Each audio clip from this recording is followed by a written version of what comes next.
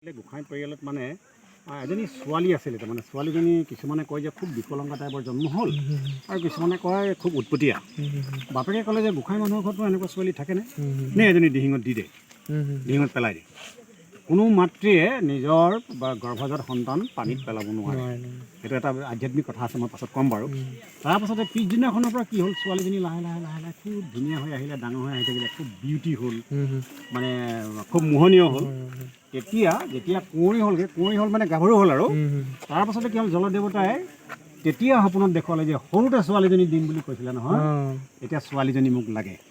তাৰপাছতে ইমান ধুনীয়া হ'ল, মোহে ধৰিলে কেনেকৈ পানীত দিব, সেইকাৰণে দিবলৈ অমান্তি হ'ল। অমান্তি হোৱাৰ কাৰণে সেই মেৰবিলখন একেনিশাই খান্দিলে।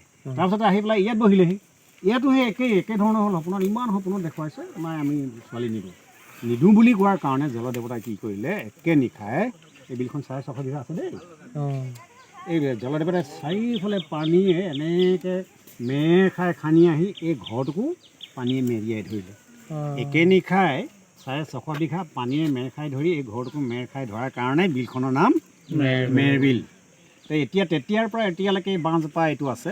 সেইটোৰ লগত আমি সংগতি ৰাখিয়ে আমাৰ জীয়া মানুহবিলাকে কি হয়, সদায় ভগৱান পাবলৈ খুব মানে পূজা পাৰ্বণ কৰে। ছোৱালীবিলাকে ভাল হাজবেণ্ড পাবলৈ সন্মানৰ হেৰিয়াত গাঁঠি ঢালে, ভালে নাঢালে, মনোকামনা পূৰ্ণ কৰিবৰ কাৰণে বেলেগ বেলেগ ষ্টাইলৰ আছে।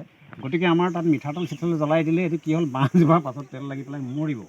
সেইকাৰণে আমি অবিকল হিচাপে এই বাঁহজোপা পোনেই পোনে এই যে নাওখন পাতিলোঁ দেখিলা, এই নাওখন এইফালে এজন হ'ল জল কোঁৱৰ, সেই মাজত থকাগৰাকী জল কোঁৱৰী। এতিয়া এই জল কোঁৱৰক দিলে আমাৰ অসম পুলিচ সঞ্চালক প্ৰধান ভাস্কৰজ্যোতি মহন্তদেৱে দিলে, আৰু জল কোঁৱৰীজনীক দিলে আমাৰ নেপকো কোম্পানীয়ে দিলে। গতিকে এই পুখুৰীটো যিটো ষ্টাইলত দেখিছা, এইটোৱে আমি এতিয়া যে তোমালোকে সোমাই আহিলা, এইটোৱে এলেকাটো বুলি ধৰা। তোমালোকে এতিয়া সেই সিটো চুকত আছা, পিকনিকটো তোমালোকৰ তাত হৈ আছে, সেই ষ্টাইলতে আমি এই 100 ফুট দৈৰ্ঘ্যৰ এই পুখুৰীটো আমি খান্দিলোঁ। এইটো আমাৰ বিলৰ লগত আমি পানীটো কানেকশ্যন কৰি দিছোঁ, ইয়াত আমাৰ পানী সোমাব। তাৰ পোনেই পোনে আহি সেৱা কাঢ়িবলৈ হ'লে সেই বিলত সেৱা কৰিবগৈ নালাগে, ইয়াত আমাৰ সেৱা কাঢ়ি পেলাই ধ্যানটো কৰিলেই এটা ভক্তি এটা হয়। এইখন বিলৰ আকৌ আৰু এটা মহিমা আছে। এই তৰাবিলাক এইবিলাক দেখিছে, তৰাটো এই তৰাবোৰ চলন্ত, এইফালে গুচি যায়। এতিয়া বৰষুণ দিবলৈ হ'লে গোটেইবোৰ চলি যাব, সেই ভুমুকমুখ বুলি কয়, সেইফালে যাবগৈ হা। ইটো ছাইডৰ যিমানবিলাক তৰাটোপ আছে চব মানে উজাব, বৰষুণ দিবলৈ হ'লে ধুমধুমকৈ যাব। এইবছৰ পানীটো কমটি হোৱাৰ কাৰণে তোমালোকে এইবাৰ পদুম ফুল দেখি আহিছে যে গছ, সিমান পদুম বাঢ়ি গ'ল, নহ'লে তাত পদুমটো নহয়। আৰু এতিয়া বৰষুণ আজি ডাৱৰীয়া চাৱৰীয়া নহয়, সেইকাৰণে এইফাললৈ তৰাটোপবিলাক আছে। আৰু ইয়াৰ গভীৰতা কিমান বুলি ভাবিছা এনেই, ইয়াৰ দটো দ্বীপটো, এই সিফালে যিটো ডাঙৰ তৰাটোপৰ এলেকাটো এতিয়া 56 ফিট দ, এতিয়া এট প্ৰেজেণ্ট নাও এতিয়া। আৰু এই পোনত আকৌ 70, 75, 80 ফুট দ। ইয়াত আমাৰ এইখন বিলে সেই মাজে মাজে মানুহ দুনুহ লৈ থাকে, কেতিয়াবা শুনি থকা, যাৰ ভাগ্য বেয়া কিবা এটা হ'লে আমাৰ ইয়াত মানে পৰিলে মেলিলে গুচি যায় তেনেকুৱা ধৰণকৈ। সেইকাৰণে আমি এই বিলখনক খুব ভক্তি কৰোঁ, সভক্তি কৰোঁ। আমি ইয়াতে মাধুৰী হাতী ডাঙৰ হোৱা, ইয়াতে আমাৰ ঘৰ। আমি 3-4 পাক দিওঁ আৰু তাৰপিছত নোৱাৰোঁ, ফেঁপাওঁগৈ আৰু। ইয়াতে আমি সৰু সৰু নাও লগাই ইয়াত আমি খৰি কাটিবলৈ আহোঁ, সোমাওঁ।